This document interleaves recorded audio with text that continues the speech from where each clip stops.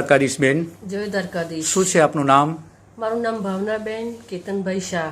અચ્છા, આપને શું તકલીફ હતી બેન? મને ચોથા સ્ટેજનું કેન્સર હતું. પહેલા બ્રેસ્ટ કેન્સર હતું, પછી એમાંથી ઓપરેશન કરાવ્યું, કીમો લીધો, રેડિયેશન લીધું, પછી ફરીથી 6 મહિના પછી મને લમ્સમાં થયું, પછી બેટા સ્ટેજ થઈ ગયું કેન્સર. 2-3 જગ્યાએ થઈ ગયું. ડૉક્ટરે એમ કીધું કે દવા લેવી પડશે. દવા ચાલુ રહી પણ બરોબર કંઈ ફરક લાગ્યો નહીં. પછી મને દિનેશભાઈ દ્વારકાનું મને એડ્રેસ મળ્યું. એમાંથી 1-2 જણાને મેં કોન્ટેક કર્યો કે એમનાથી દવાથી સારું થઈ જશે. પછી હું અહીંયા મેં ફોન કર્યો તો મને કે તમારે ત્યાં આવવાની જરૂર નથી, પણ ત્યાં કણબામાં ભરતભાઈ પટેલ કરી છે, તમે એમની દવા લો. પછી મેં અહીંયાથી મેં 2 બોટલ લઈ ગઈ. 2 બોટલ લીધા પછી મને ઘણો ફરક છે. મારું પહેલી વખત પેટ સ્કેન કરાવવામાં બહુ જ ઘણો પ્રોબ્લેમ જ હતો. એના પછી મારે એકદમ નીલ આવ્યું છે.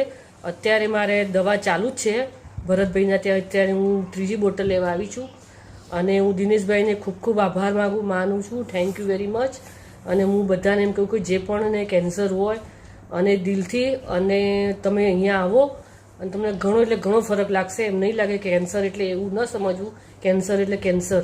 કેન્સર એ કેન્સર નથી અને ગભરાવાની જરૂર બિલકુલ નથી. અને દિનેશભાઈને તમે દિલથી જય દ્વારકાધીશ કહો. દિનેશભાઈને હું દિલથી જય દ્વારકાધીશ.